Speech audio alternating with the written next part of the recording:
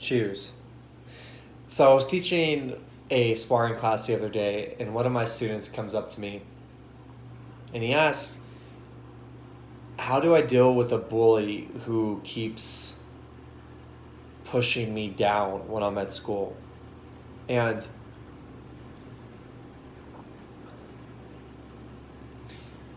this this was a lot for me to try to come up with a simple, digestible answer for him because there's so many different ways that you could take this, right? But I think the most important way to discuss bullying or anything that route in terms of self-defense is boundaries. And this is why. I think when you talk about martial arts, whether it's Aikido, Brazilian Jiu-Jitsu, Muay Thai, Wing Chun, it's it's really a emphasis of boundaries. That's what, to me, people are practicing for themselves, a boundary for themselves, and a boundary for the external world in which we live in. Now, going back to my student, I asked him to walk across the room. So I said, come here, and I want you to walk to that wall. Go. And the way that he was walking showed a posture of an unconfident person. His shoulders were down, his eyes were down, and this is a student who knows his stuff. I mean, within the program, he knows a fair amount of mixed martial art knowledge. And for him to be unconfident while he's walking was very eye-opening for me. So I chose to do the same exercise as him, and I told him to watch and observe my motions. And I walked and I pretty much mimicked the same body language as him. Now, with that being said, my shoulders were slunched over, my head was down, my eyes were down, and I said, take mental notes of what you just saw there. Now look at this. Watch me walk from one side to the other and tell me what you see. I pushed my shoulders back, my head was up, my chin was up, my back was nice and straight, and I walked from one side of the room and I was scanning, keeping my eyes open, just walking, normal. And he said that he could see a difference between being unconfident versus confident body posture. Now, with that, it's very important for me to talk to students about body posture because that is the most important element to human beings when we interact. I forget how much is the exact percentage that we use with our verbal language, but it's very, very minuscule compared to our body language and how we present ourselves in the world with our body and the way that our shoulders are pushed back, our chest is out, our eyes are up, we're scanning. There was a study done where these researchers took several criminals that were doing a long time in prison and they were charged for armed robbery, abuse, domestic charges, and they had them identify women who were walking back and forth behind this glass wall. I could be butchering this a little bit, so I'm just trying to give you the bare minimum of what I remember. They had them watch women behind this glass wall. It could have been on a TV, but it was hundreds of people just walking back and forth. Now, the ages range from low to high, meaning young women to older women. And they were just walking, and these criminals picked out the same exact women. Why? They picked out of the 10 criminals that were there and out of the hundreds of women who were just walking on this crosswalk, they picked out the same women. Why?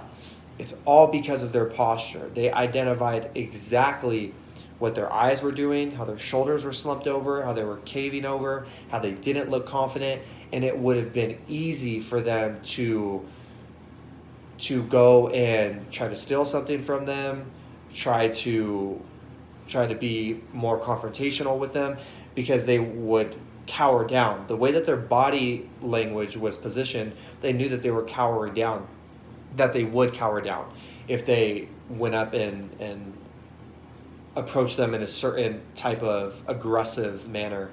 Now, with that being said, a lot of people practice martial arts. It's becoming more mainstream, and that's phenomenal, because that means that people are going to cultivate a very practical sense of self-defense, confidence, ability to protect yourself, fight, etc., etc. But what can be harmful about that is when we don't talk about boundaries with our students. Now, this is where it gets kind of tricky, because you could put a student in a class and have them learn how to choke somebody, have them learn how to hit pads, how to spar live, even have a first, second, third, fourth, fifth degree black belt. But does that mean that they can defend themselves in a real life situation? Does that mean that they could verbally set a boundary before anything starts, before an altercation starts? Now, with a student training, it might be the assumption that, yeah, they can. I mean, they could whoop ass when they're in the karate dojo. Why can't they do it outside at school or wherever their setting may be? I think that is an unfair expectation to put on students. And here's why. It's just like sparring. Sparring, you could build somebody up, and you could have them hit pads, you could have them do Dutch kickboxing drills, and you could have all of these little pieces come together, and you could make a very good spar. But just because you could hit pads doesn't mean that you could be a good spar, right? It just because you could do one thing over here doesn't mean that it's automatically going to make you really good at this. And just because somebody can train well in the dojo does not mean that they know exactly how to set a boundary and how far to push it. Now, with my student, going back to his question that he asked me, I propose that he should talk to his parents about boundaries and exactly what is an acceptable boundary to set. To me, in my eyes, a student will not get in trouble if they defend themselves and they happen to get in a fight, an altercation at the school, wherever they're at. They will not get in trouble with me. The problem that I have is with the student talking to the parents. That's where a lot of this force could come in, and the student could have a lot of anxiety about being in the outside world and really expressing boundaries. Now, I believe that the boundary inside of the dojo should be between the teacher and the student. Parents should not chime in and try to coach from the sidelines. I do not think that that's their job. And that's the boundary that the instructor should be setting, at least trying to.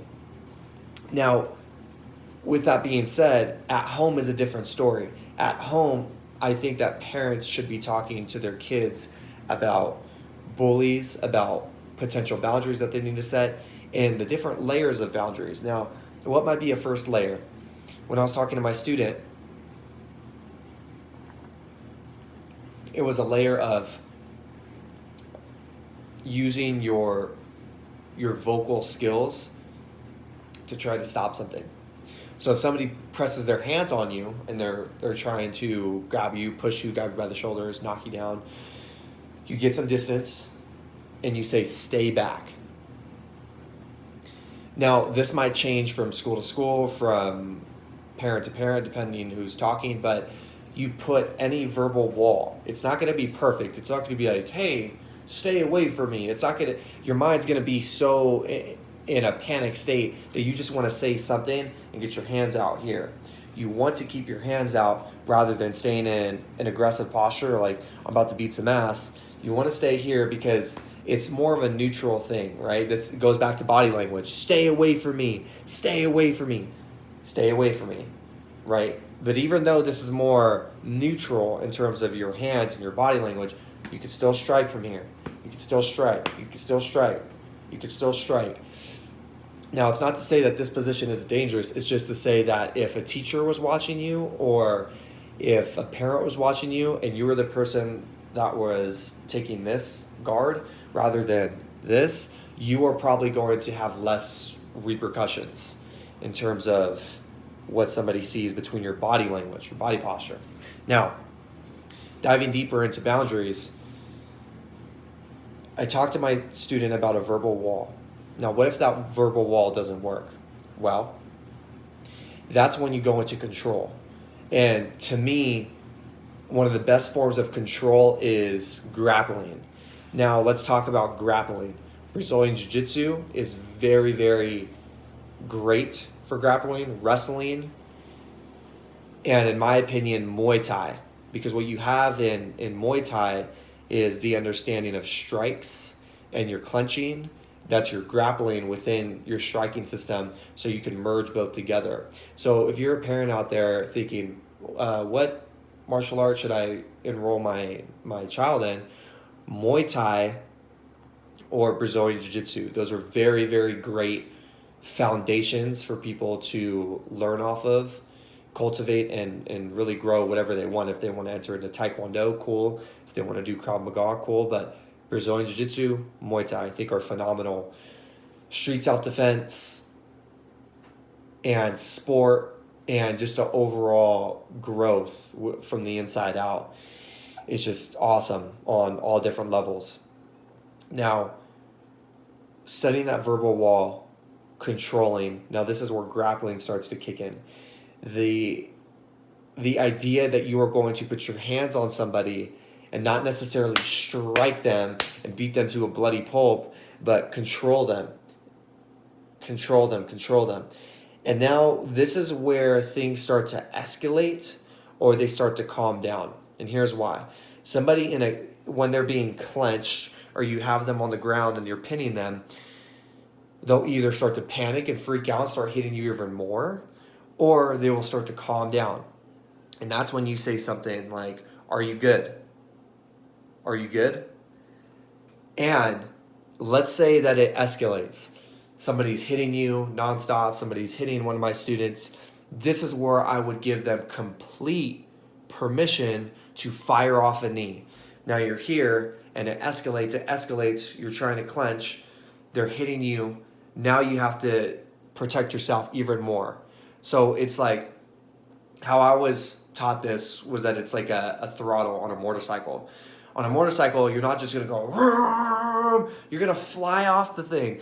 You're going to hit the gear super slow. That's like a first level. And then you might pick up the gear a little bit, and that's another level. And then, right, when you're on the freeway, you might need to pick it up a little bit more to keep up with the traffic. So you're accelerating a little bit faster. So there's different levels to street self-defense. Now, with that being said, you're firing off knees, and maybe you even take them down.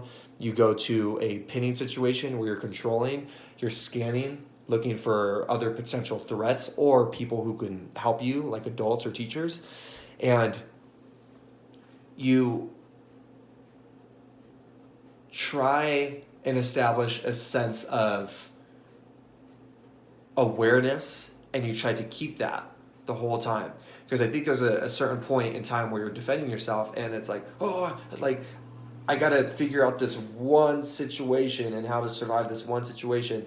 And your brain kind of goes into a panic mode.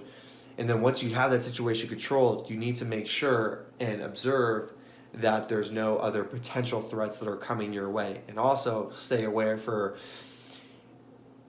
places where you can get out, you can escape. There's a door, you could run, you could go ask for help, or people that are just there walking around that can actually help you. With this being said, there's a lot of conflicting thoughts on self-defense. And if you're a parent, I would propose the question, what does it look like to you? Does it look like your student, your child, one of my students, if they go to the school and my classes that I train them at. Does it look like them hitting somebody? Does it look like them saying a verbal statement? Does it look like them controlling them? If it gets more out of hand and this bully tries to hit them even more, is that okay for your child to, or somebody else's student to hit them back? What are these boundaries exactly? What do they look like, and how do you expect anybody of any age, but I see more children deal with this, and middle schoolers slash high school, not so much in college, because I think people are just more open-minded once they get there to college. But I see this a lot in elementary, middle school, and high school for teaching over the past several years in terms of bullying and whatnot. What do those boundaries look like? And I would propose the idea of talking to your student or your child about these boundaries all the time. Have open discussions about boundaries and what they look like. I mean, that's pretty much everything. You're always going to have to deal with boundaries regardless if you're at work, if you're at a amusement park, if you're at a huge event with a lot of people around. I think really when we're talking about boundaries, you also have to establish the other side. Like, why is this happening? Why? Like, why is it that some kids are regarded as like the cool kids and they're not messed with at school, and then some kids you could see and you could kind of get a glimpse or that feeling like they're gonna have a really hard time with school, or there's some other kids that are like, geez, I think they're gonna be like the bullies or whatever. I think both sides have to be addressed. Like, you have to ask yourself, why is my kid either being the bully, or why are they becoming the victim to the bully? Now, I would say that this goes deeper than just, like, learn some martial art moves and say, hey, get back. It goes deeper in the sense that a lot of stuff at home connects to the psychology behind an individual, especially how they set boundaries. For instance, you could have one person who is thriving with boundaries and their social environments, and they have no problem with, if somebody bumps them the wrong way, or tries to bully them, they're like, hey, dude, stop that. That's not cool. You do that again, and I'm going to go get a teacher. I'm going to go do whatever I need to do to figure this situation out. Don't do that with me. And boom, set the boundary right away. And then you have somebody who might cower to that. And then you might have people who see the individuals who can cower and they completely take advantage of that. Why is that? And I would say that it all ties back to a deep layer of how the home is and what takes place during the home. And that could be the conversations that you're having, the food that the child's eating, if the child is staying hydrated, if there's domestic situations going on in the home, if there is a healthy environment and it's thriving, you will see that. And I think the larger picture here is really being on board with your child and helping them grow, in a sense that it's not just the kid's job. Like, it's unfair to say this kid should be eating exactly how I tell them to eat, and I'm talking about more the parents. Well, it's like, no, you're the parent and you should be feeding them good foods. You should be talking to them about the exact boundaries that they should be setting when they have difficult situations come up with other people. And I'm going to end with this, all right? This is damn near a 20-minute video. I'm going to try to make these videos more like 3 to 5 minutes, but I just get on these like mental rounds. So I'm going to end with this. If your child is having difficulty with bullies and they're at martial arts and they're training already, maybe they need to work on their verbal skills. So something like improv comedy might be good. Learning how to do improv, stand up, speaking, right? Where they're using their voice constantly. It's a different layer of strength. Like when you can use your voice, you could use your body, you could use your mind, and all of these things are at sync. But I think if you could only use your body and your voice is not so great, then it's going to be a downfall in the long run. Also, if there is bullying and there is some type of victimhood going on within school systems, both parties need to be addressed. It's not just the victim that should be getting all the attention over here, because why is this kid bullying in the first place? Why does this kid feel the need to go and strike another kid or go and dominate another person or go and hit somebody, and do it out of sense of really a lack, a deficit of personality, consciousness, of being, of whatever. Why is that lack there? Why is that void within that bully there? Why aren't the boundaries set for a potential victim, a individual who is getting bullied? So I would say if somebody could stay open-minded enough to take care of both parties and really understand the background and the psychology behind it, you can really make a lot of improvement in terms of confidence growing from the inside out, rather than just focusing on, hey, you need to hit them back. You need to stick up for yourself. You need to man up. You need to do this, and this. It's like, dude, take it easy. This is a very slow, delicate thing that you need to nurture over time so people can evolve with this. And beyond that, and this is the last thing, when you're looking at strength, you have psychological strength, you have your muscular strength, you have your strength coming from your nervous system, from your voice, from the food and the hydration that you're taking in. You have strength from the way that you recover your body. And I would say that if somebody is having difficulty with setting boundaries, because that's all this is, setting a issue with setting boundaries, you need to really analyze where you're falling short on that strength spectrum and try to cultivate more of that and really try to dive deeper in that. I'm pretty much done. I'm going to have a few more cups of this tea. If you have any questions, hit me in the comment section below. Done.